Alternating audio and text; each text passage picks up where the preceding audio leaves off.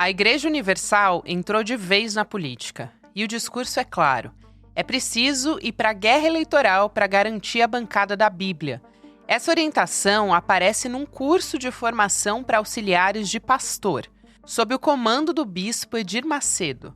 Documentos e vídeos obtidos pelo Intercept Brasil mostram a cúpula da igreja organizando o próprio rebanho para atuar nas urnas.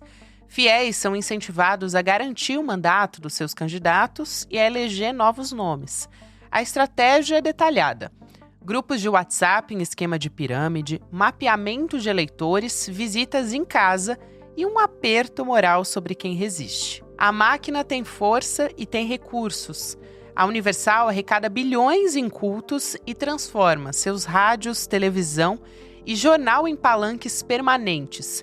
Para juristas, isso pode caracterizar abuso de poder econômico. Mas bispos e pastores veem de outra forma. Dizem que estão cumprindo uma missão em nome de Deus. O Partido Republicano se junta a essa estrutura. E o plano não é só eleger deputado, mas lançar nomes ao maior cargo do país. No fundo, é uma engrenagem muito bem organizada. Com pastores e obreiros espalhados em todo o território, a igreja se transforma numa das forças da política brasileira. Segunda-feira, 6 de outubro de 2025.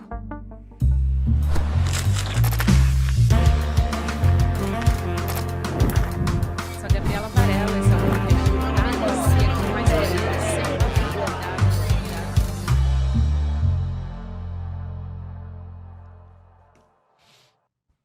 Olá, bem-vindo, bem-vinda. Tá começando mais um videocast em detalhes. Aqui de segunda a sexta-feira a gente vai analisar uma temática, uma notícia importante do momento.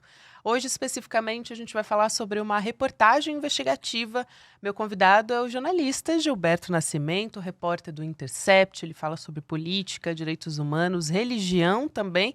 Ele é autor do livro O Reino, a História de Edir Macedo e uma radiografia da Igreja Universal, que era a Companhia das Letras. Gilberto, bem-vindo. Bom te receber.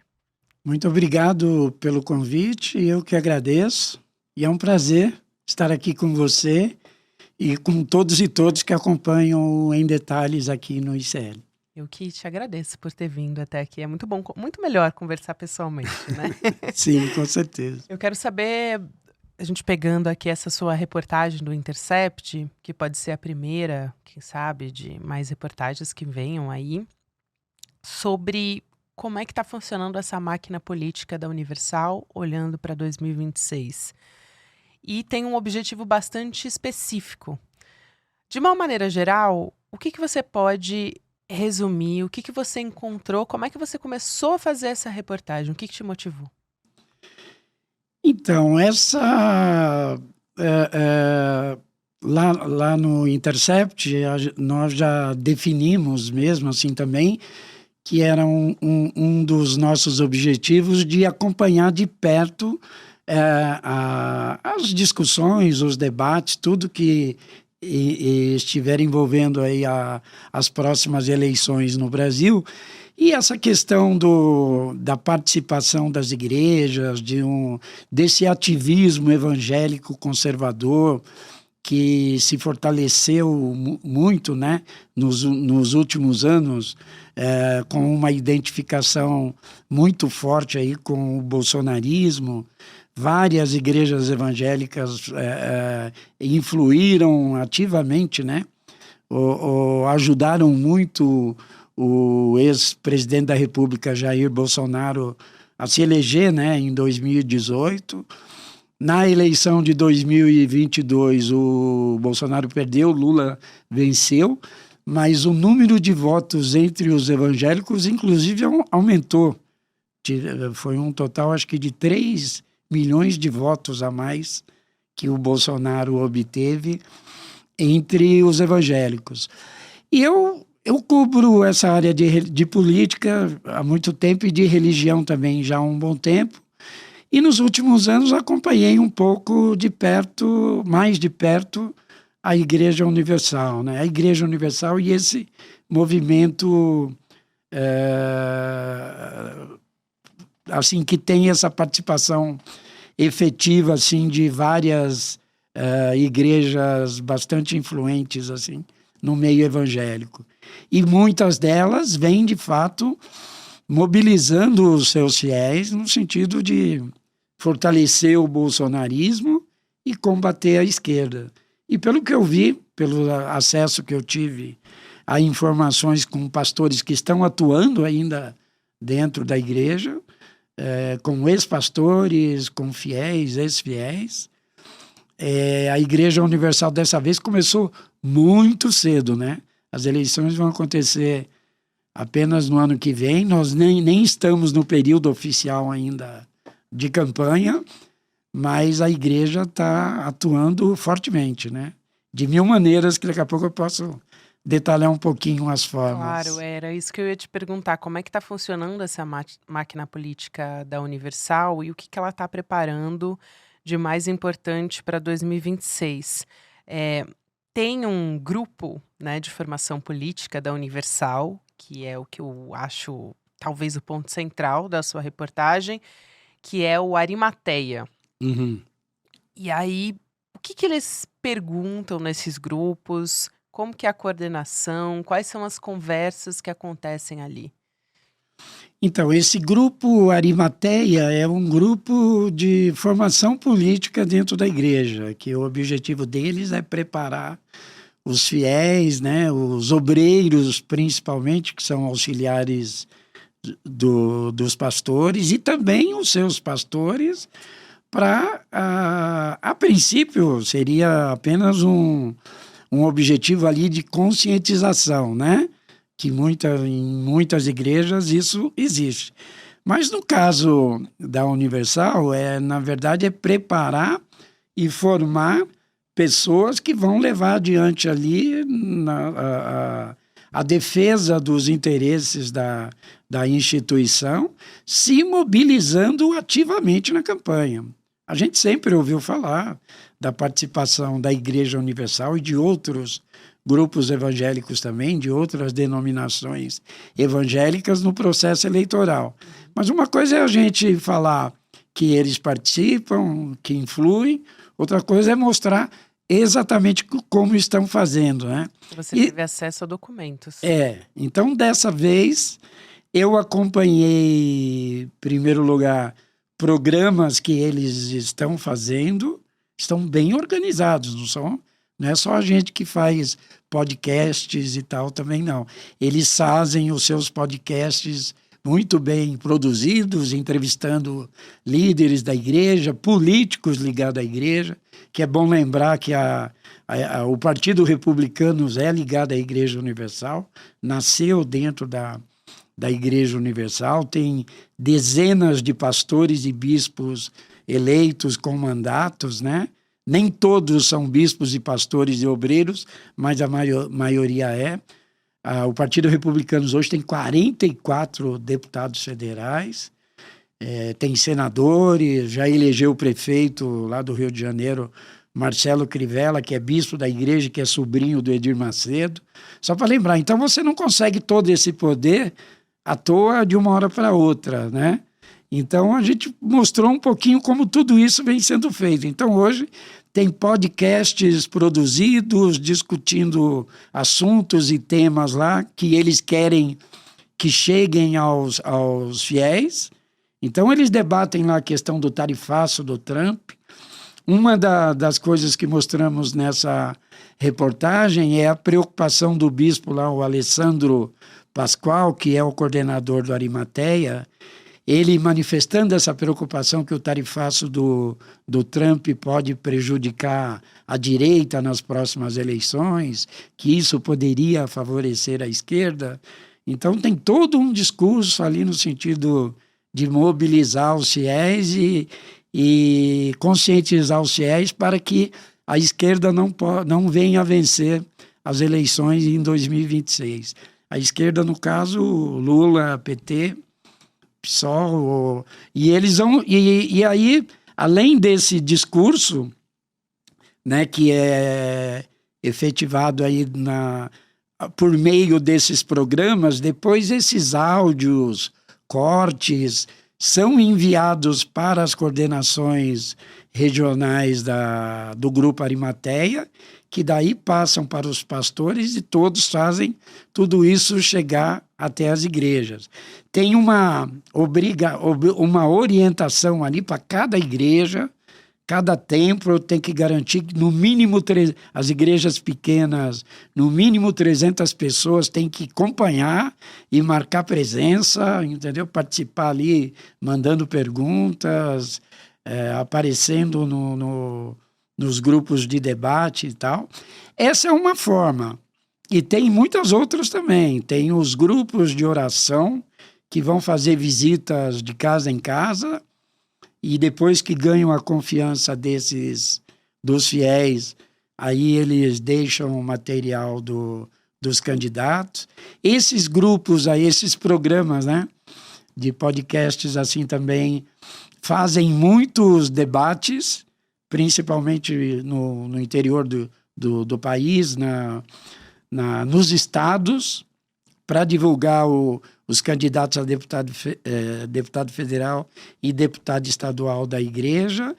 Tem também a mobilização de fiéis por meio de grupos de WhatsApp. E eles discutem nesses grupos exclusivamente, por exemplo, grupos de oração. Eles falam exclusivamente de oração ou não? Qual o tom, assim, o que você percebeu nessas conversas? Porque me parece, pelo que você está falando, que dá para fazer um mapeamento de fato. Eles estão ali monitorando quantos têm título de eleitor. Pois é. Eles perguntam em quem eles vão votar. Como é que até onde vai isso?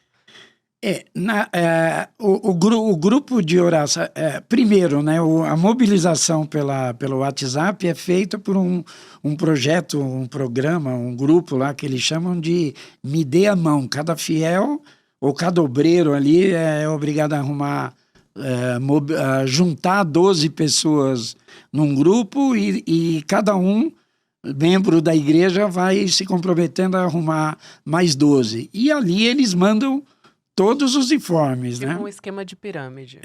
Então mandam aqueles áudios, as mensagens, né? O discurso político que eles querem enfatizar, né?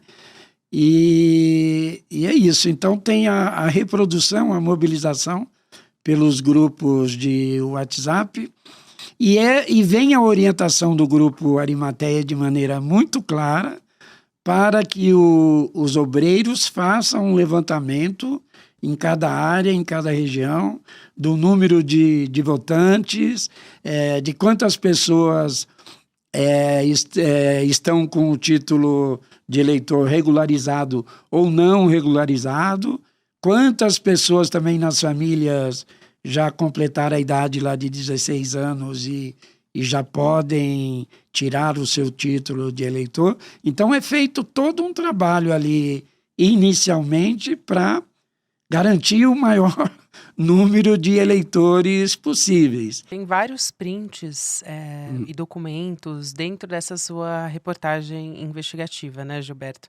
E aí tem um ali que me chamou a atenção, porque agora é um deputado estadual pelo Republicanos, mas à época era um candidato. E ele fez um vídeo de WhatsApp, um daqueles cortes que é muito fácil de compartilhar, que tinha um teor ideológico, político, e a mensagem nesse grupo era: compartilhem com o máximo de pessoas. Sim. Então, nesse sentido também, para exemplificar um pouco para as pessoas que estão nos acompanhando. Tem também um outro exemplo que eu acho que é bom da gente citar aqui, que é de um personagem que aparece nessa reportagem porque ele é coordenador, um dos coordenadores do Arimateia, que é o Alessandro Pascoal. Como é que ele atua também? Porque na reportagem você diz que ele manda mensagens num tom bem dramático, dizendo que derrotar a esquerda é uma obrigação espiritual. Me lembrou uma fala da Damares Alves durante a disputa política entre o Bolsonaro e o Lula, que ela foi filmada falando sobre isso. Não é mais uma guerra política, é uma guerra espiritual. É esse discurso que permanece, né? Então, há todo um apelo, né? Ele é um bispo da Igreja Universal, Ele não tem mandato político, mas ele inclusive é lotado na Assembleia Legislativa de São Paulo como assessor lá de um dos deputados do Republicanos, que é bispo da igreja também. Ele é chefe de gabinete desse deputado, que é... Gilmar Santos? Gilmaci Santos, né? Gilmaci Santos. Que, por acaso, também é o vice-presidente da Assembleia Legislativa de São Paulo. Então, ele é um líder da igreja, um bispo da igreja, portanto, ele tem uma ascendência sobre os fiéis. Então, o trabalho lá dele no podcast ali tem principalmente esse objetivo de fortalecer esse discurso, de dar esse tom dramático aí da suposta tragédia que seria para o país a vitória da esquerda nas próximas eleições, né? E por isso que tudo isso depois são feitos cortes, áudios, né? E essas mensagens são reproduzidas e mandadas para o maior número possível. Há essas orientações lá, como nos prints que mostramos na reportagem, deixa isso bem claro. E num dos momentos lá, assim que saiu o tarifaço do Trump, ele demonstrou essa preocupação, né, do risco que seria a vitória da esquerda. Agora, é curioso, né, só mudando um pouquinho de assunto, mas fazendo uma observação sobre o que é a Igreja Universal. A Igreja Universal até está sempre envolvida com questão política e eles são muito pragmáticos. Na verdade, eles procuram sempre estar muito bem com quem estiver no poder. A vida inteira foi assim. Antes do Lula chegar ao poder, ganhar a eleição pela primeira vez em 2002, eles apoiaram o Collor em 1989, por exemplo, apoiavam Paulo Maluf aqui em São Paulo e rotulavam o Lula como demônio, capeta. Chegou a sair reportagens com ilustrações do Lula com chifrezinho e tal.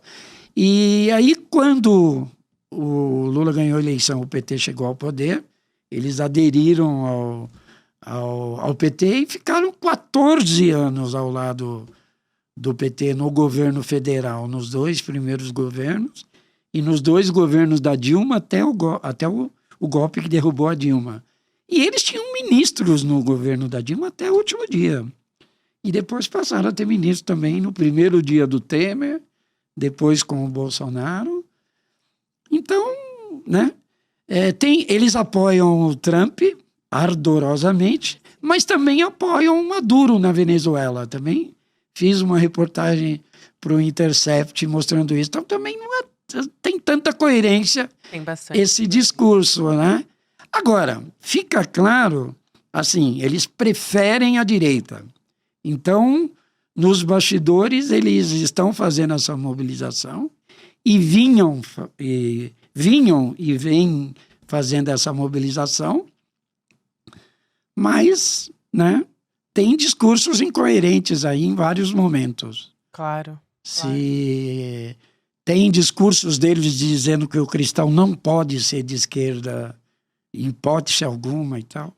Mas como pôde durante os governos anteriores do PT? E é curioso como também o Edir Macedo construiu esse império, né? O fundador da Universal. Ele tem, você já explicou aqui, essa ligação fortíssima com um partido, com republicanos. É um bilionário com mais de 100 empresas. Ele tem também a rede de televisão, a Record, que é um braço da imprensa, então importantíssimo também para propagar suas ideias, suas ideologias. E tem a própria estrutura da Universal que você traz essa reportagem, que está sendo utilizada dessa forma, né? Na reportagem nós ouvimos o Fernando Neisser, que é um advogado especialista em direito eleitoral, professor da FGV, que coloca essa questão, né? Isso pode configurar abuso do poder econômico, porque, de fato, você tem uma instituição forte, poderosa, com um número imenso de pastores espalhados por todo o país, pastores, bispos, obreiros, e você usar essa estrutura em favor de um grupo político, de um partido, de interesses políticos, isso pode configurar abuso de poder econômico. Além do mais, o processo eleitoral, uma campanha eleitoral, ela tem regras, né? Tem um período onde as candidaturas estarão definidas e as pessoas autorizadas a fazer campanha eleitoral. Então, no caso aí da igreja, ela já está fazendo a campanha eleitoral muito antes do período eleitoral ter sido oficializado, regulamentado, né? Os candidatos a deputados estaduais e federais da igreja estão levando vantagens sobre outros candidatos que não têm essa estrutura a seu serviço, né? O Edir Macedo, como também falo no meu livro O Reino, ele talvez seja hoje uma pessoa mais poderosa do que foi o Roberto Marinho no Brasil, porque o Roberto Marinho tinha as organizações Globo, a Rede Globo, poderosíssima, né? O Macedo tem sobre os seus domínios uma rede de televisão e de comunicação, tem uma igreja, um banco, que pouca gente sabe, o Digimais, e um partido político, né? Sem contar as inúmeras empresas ligadas também à instituição. Tem corretora, seguradora, empresa de transporte, empresa de bebidas, hospital, plano de saúde. Pouca gente sabe ou lembra, talvez, de tudo isso, né? Você citou aqui o Fernando Neisser, que é professor da FGV, professor de Direito Eleitoral, para ser mais específica. Ele fala sobre esse uso da estrutura da igreja, se pode configurar abuso de poder econômico e o quanto precisaria ser investigado, de fato. E ele também fala de coação eleitoral, que tem características bastante específicas. Você incentivar o voto... qual é a linha tênue que separa isso, né? Queria te pedir um pouco uma explicação sobre isso e também trazer a informação do deputado federal, o pastor Henrique Vieira, que pediu para a PGR uma investigação sobre o uso da estrutura da Universal em benefício de eleger os próprios candidatos nas eleições de 2026. Queria saber em que pé está isso, se você tem acompanhado. Eu ainda não tivemos informação ainda do desdobramento, até porque no caso é pedido uma apuração e uma investigação, né? O deputado federal Henrique Vieira, do PSOL do Rio de Janeiro, que é pastor, né, da Igreja Batista, só que da linha progressista, ao contrário da Universal, ele pediu justamente com base nessas questões que você observou, que seja apurado esse favorecimento, né, que a Igreja Universal vem obtendo, e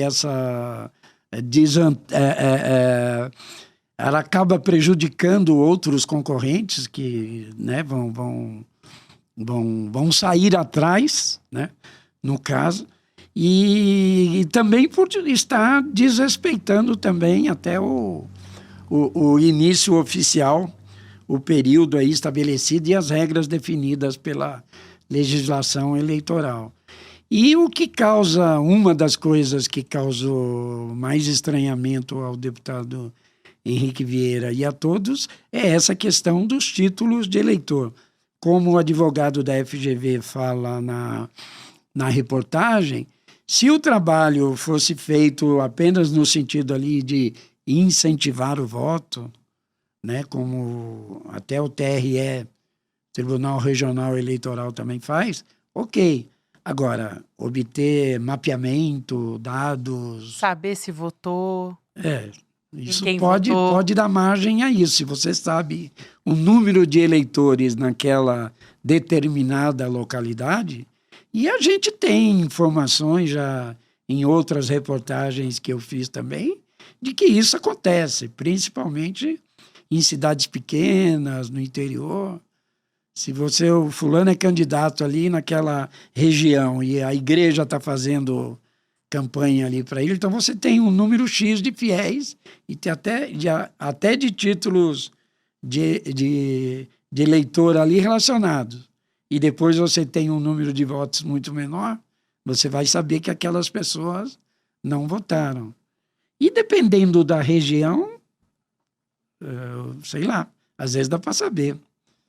Se você tiver só um pastor, um obreiro ali, ou 5 ou 10 obreiros aqui, e o fulano teve 2 votos, eles vão lá cobrar que aqueles lá não votaram. A conta fecha muito mais facilmente, claro. Dá para fazer isso. Em áreas rurais, sei lá, né? Claro, claro. E Gilberto, para a gente fechar, eu queria rapidamente do que você puder contar, porque você vem fazendo esses monitoramentos. Outras reportagens vão sair a respeito disso. Você continua acompanhando esses movimentos para as eleições de 2026? O que dá para você contar? Sim, não, tem outros assuntos, eu estou sempre procurando me informar sobre o que está acontecendo nessa área, por acaso, não só pelo fato de ter escrito o livro, mas nos últimos anos eu trabalhei em vários outros grandes veículos aí, na Folha, no Estadão, na Isto É, na Carta Capital. Escrevi bastante sobre religião, não só sobre a Igreja Universal, sobre outras igrejas evangélicas também, sobre a Assembleia de Deus, sobre o Malafaia, sobre a Vitória em Cristo, sobre a Igreja Católica também, porque há um ativismo aí conservador, político, identificado com a direita, com o bolsonarismo, muito forte entre os católicos também. Então, a ideia é estar acompanhando essa movimentação. E aí, tudo aquilo que for notícia, que for considerado um fato relevante, nós estaremos aí acompanhando. Né? Vou continuar acompanhando, então. Estou na audiência aqui e fica o convite, claro, para você voltar sempre. Muito obrigada, Gilberto. Adorei te receber aqui. Prazer. Tá bom. Foi um prazer também. Eu que agradeço aí ao convite e a essa oportunidade.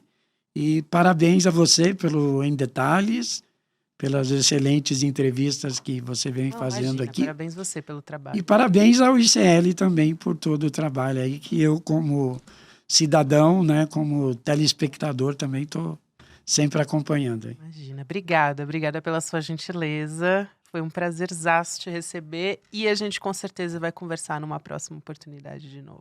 Tá bom. Eu que agradeço mais uma vez. Obrigado.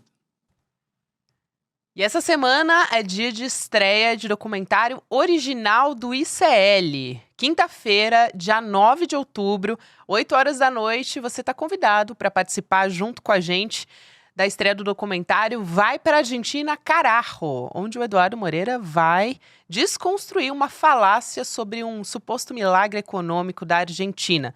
Depois do Vai para Cuba, Eduardo, agora a gente fica na companhia dessa viagem para a Argentina. Então vai lá em detalhesicl.com.br, deixa o seu e-mail que você vai ser avisado que a nossa estreia está começando. Vale muito a pena acompanhar junto com a gente. Vem com a gente, embarca nessa. E o Em Detalhes você pode ouvir em qualquer momento do seu dia nas plataformas de áudio. Também tem episódio novo de segunda a sexta-feira. Até amanhã. Se eu fosse brasileiro e tivesse mais de 60 anos, eu ficaria muito preocupado com o que está acontecendo na Argentina. Porque Javier Milei tem sido usado como exemplo por várias pessoas que querem se candidatar à presidência da República no Brasil. E o que ele está fazendo na Argentina com os aposentados, talvez seja a maior maldade já feita com os aposentados em qualquer lugar do planeta. Esse é um dos assuntos que a gente comenta no nosso novo documentário Vai para a Argentina, Carajo, que a gente vai exibir aqui no ICL gratuitamente no dia 9 de outubro, uma quinta-feira, às 8 horas da noite. Se você tem o interesse de entender o que está acontecendo lá, não perca esse documentário. E no dia 9 a gente se encontra. Olá, Olá, eu sou a Juliana Baroni e tô aqui para te fazer um convite. Toda terça-feira às 19 horas tem o Precisamos Conversar, um programa de debates feminino. A gente tem que ver, tem que analisar. Ninguém tá querendo defender causas. Elas defendem algo até a página B. Foi mais ou menos uma cama. Aqui no Instituto Conhecimento Liberta e também nos canais do Eduardo Moreira. Então, você não pode perder. Um beijo, até lá!